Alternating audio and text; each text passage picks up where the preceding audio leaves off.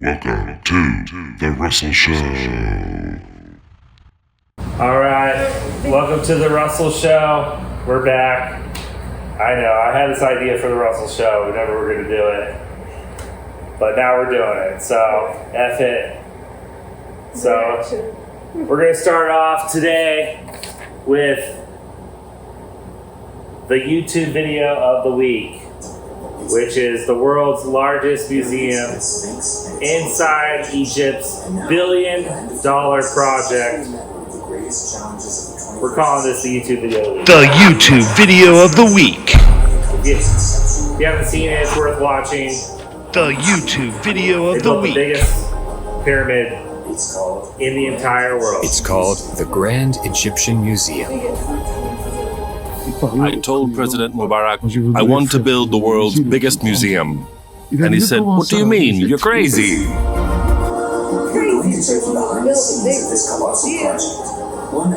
Credible resources took over 20 years and prevailed despite the most unexpected circumstances.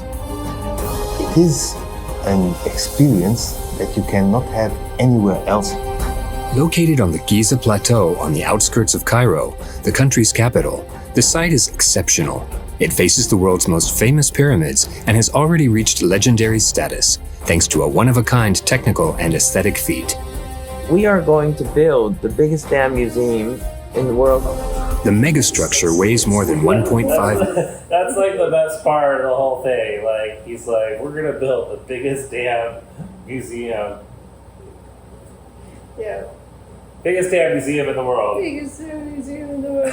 And what's really funny about this is that he totally, like, continues on cursing, and they bleep it at this part. So, Yeah. check this out. Check this out. China. He lives in Dublin.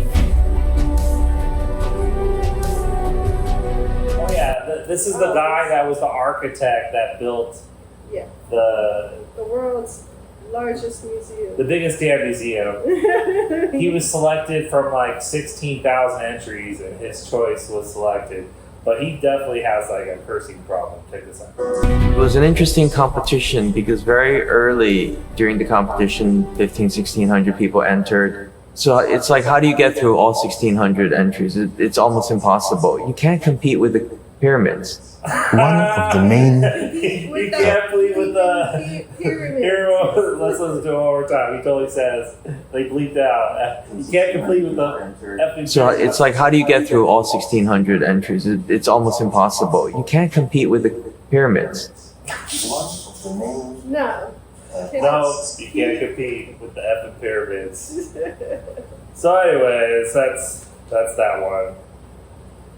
But other than that, it's a good video because it describes how wonderful his design is and how you can actually see the pyramids from his Oh yeah. his design. Other designs weren't as inclusive, you know. It didn't include the pyramids. It just showed all the relics and stuff. Well, the one thing is when he was designing the building, he wanted the museum to not outcompete the pyramids. Yeah.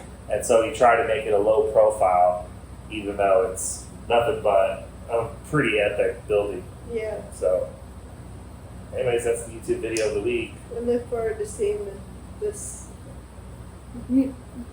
world's biggest damn museum. Yeah. All right. Well, your brother makes videos, so Yeah. we're gonna watch. Krofkin. We're gonna watch. Krofkin video. Krofkin. If you're not subscribed to Krofkin, if you like really weird, quirky storylines, that are out of then be in sure. another dimension. Yeah, be sure to check out that YouTube channel.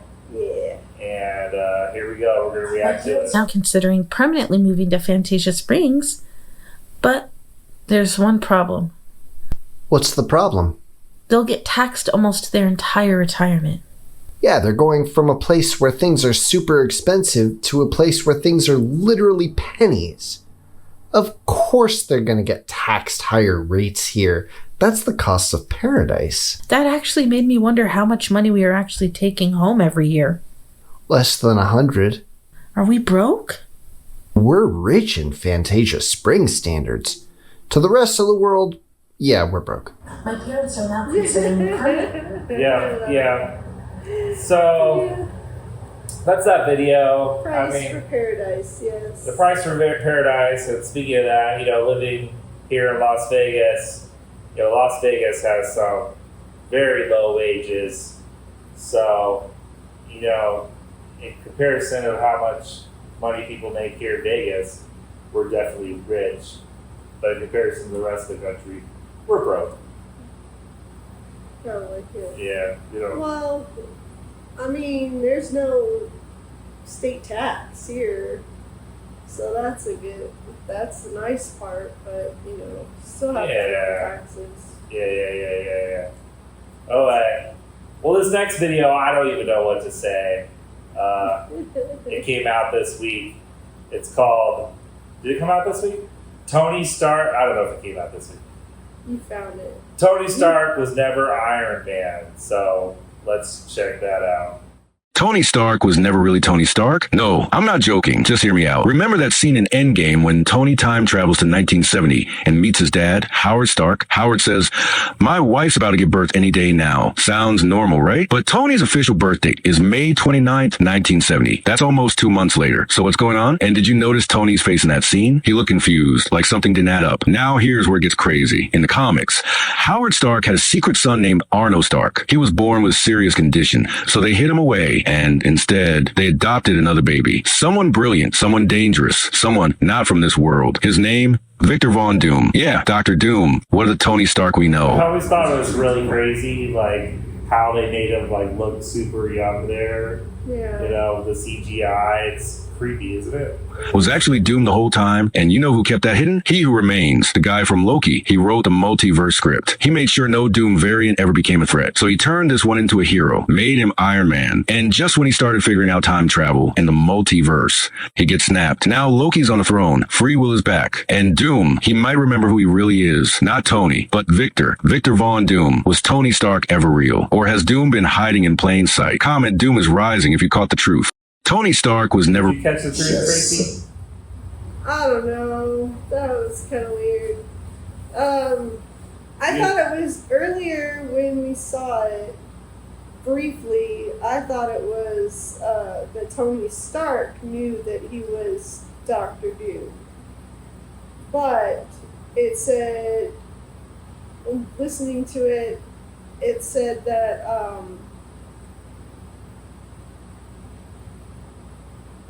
He Who Remains, the person who knew about the multiverse, made Tony Stark Iron Man.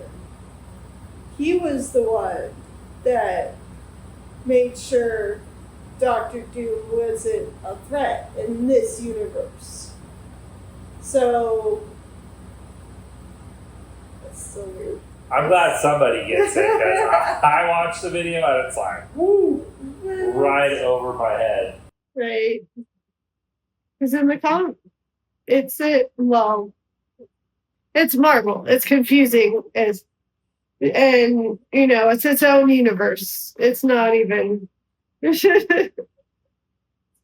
weird. Anyway. All right. Well, the next video we have is by Mr. Beast. 1 subscriber equals 1 second in the Arctic. Let's check it out.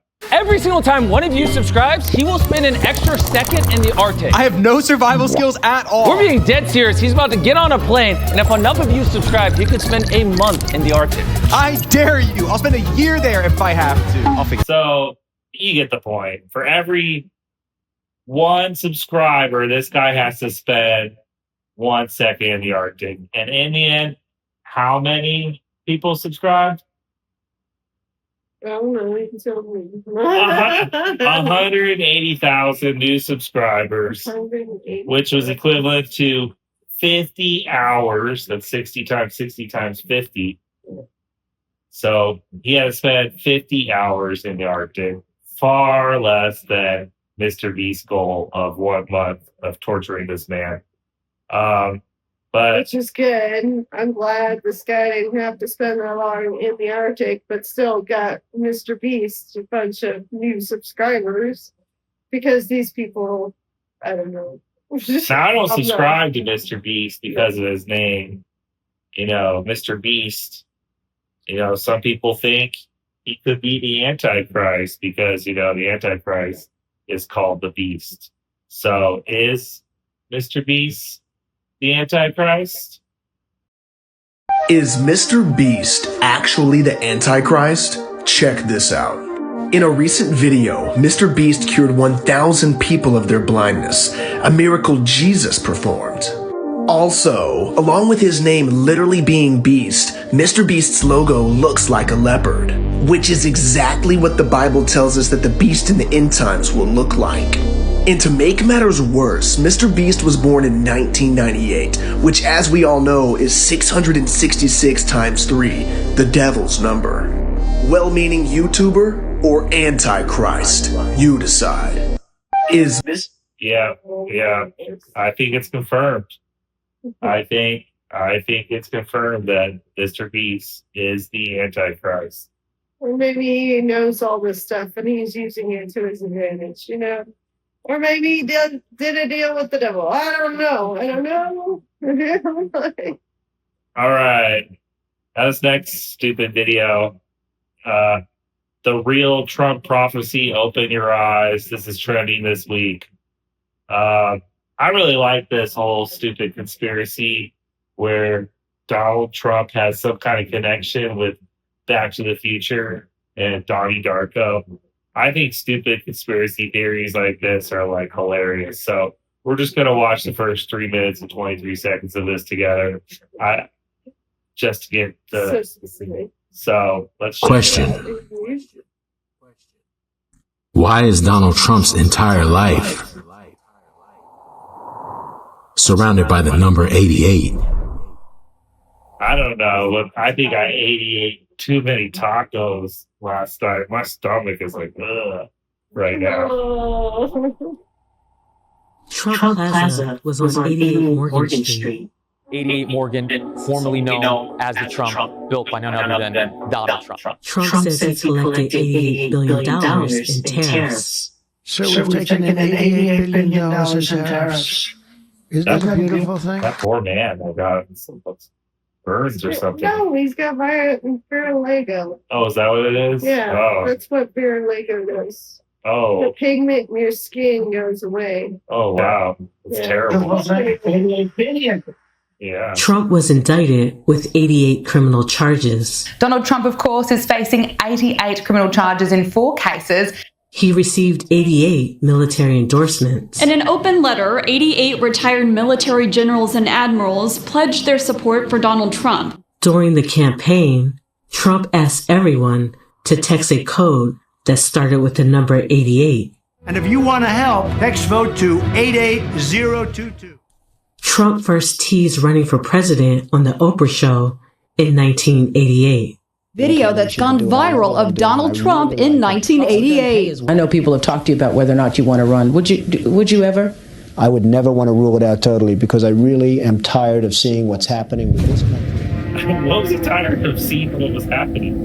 I thought he was a billionaire. I kind of want to see the rest of that video now. And why is Donald Trump and the number 88 constantly being linked to the idea of time travel and seeing into the future? Why are all these symbols? How do they do this? In Back to the Future, the DeLorean is able to travel through time once it hits 88 miles per hour. Woo! Never noticed. What did I tell you? 88 miles per hour! In the sequel, the villain Biff Tannen is a hotel casino owning real estate mogul based on Donald Trump. I've been to that. Who would have thought that with Back to the Future 2, you essentially predicted the situation we're in right now with Biff and Donald Trump. In the 2001 psychological thriller, Donnie Darko, the main character Donnie, or Donald, is able to see into the future.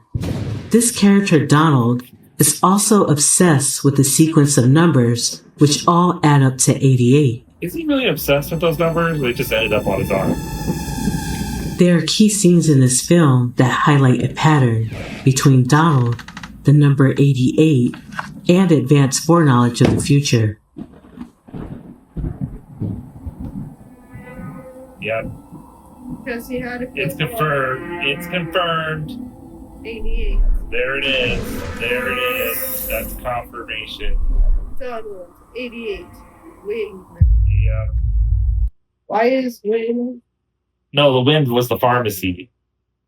Oh, are they saying like he's gonna win? Donald wins? Oh, I see. I don't know. The way you paused it, it looks like spoiler. Yeah. Okay. And then you had another video for us. What is this video called?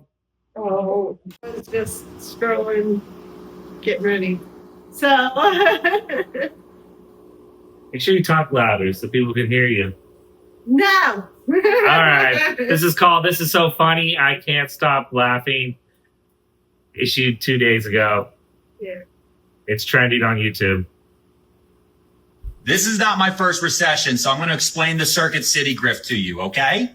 If you're under 35, you don't know about this one, okay? There was a store, a national chain back in the day called Circuit City. It was just like Best Buy. It was basically the same store, but instead of their color being blue, their color was red, all right? It was called Circuit City. It went out of business one day. It went out of business. Yeah. And it was right around the time of the Great Recession. So all of my friends had gaps in employment. They had all these other issues and they were stuck in entry-level positions. Yeah. They couldn't move up in anything. So what did they do? They all got together and they started covering each other's resumes that each of them had worked at different positions at Circuit City. Now, he wasn't. Did they ever actually work there? No. What she's laughing at. There's Were they been a busboy for the last 5 years? Yeah. Yes. But now on paper, they were a floor manager at Circuit City. Boom. They got more money. Oh, actually, I was the director of procurement for Circuit City. Boom. Nobody could prove otherwise. There was no HR department to call. There was nothing you could verify this information against. Nothing. And the reason why I bring this up is because I just saw on Twitter a man reach out to Elon Musk and tweet at him. He had to publicly tweet at Elon Musk, "Hey, Elon Musk, do I still work for your company? You shut off access on my computer, but no one's ever told me if I was fired." Elon goes on to talk more shit on this man than is legally intelligent to do. The man has muscular dystrophy, lives in Iceland, and had sold his company to Twitter for a job. Elon trashes this guy up and down and says, "You not only do you not work here, you never did any work." The man has muscular dystrophy. He can barely move. And Elon just talks all this shit. But through the guy's replies, what I slowly started to realize is Twitter doesn't have an HR department. Yeah, I think she's on the list. This is a living company That's what I'm currently that is floating around, run by the richest man in the world, with no HR. that does not have a functional HR department. No. So y'all, you know what that means? That's great. It means it's time for all of us to now be former employees of Twitter. Don't like your job? You haven't been doing that job. You worked for Twitter for 4 years. Yes. You were the director of ad sales. I don't give a shit. They're never going to actually respond to any requests for verification because even Twitter doesn't know who worked. Yeah, I mean, it's an interesting thought. I mean, I think the company could be like, well, let's see some bank statements that show you're getting your paycheck from Twitter. Of course, if you've done any Twitter, and I think normally people do Twitter on a shitter, you're working for Twitter, right? I mean, you were a published author for Twitter. So, yeah, as soon as you make a post on Twitter, I think that is technically working for Twitter. So, in a way, we are all ex-employees of Twitter, because none of us are using X, that's for sure. All right. Well, that's it for the Russell Show. I know it was kind of lame, but be sure to hit that like button. Be sure to subscribe. Subscribe. Yeah. And oh yeah, and remember, this is for entertainment purposes only. All right, peace out.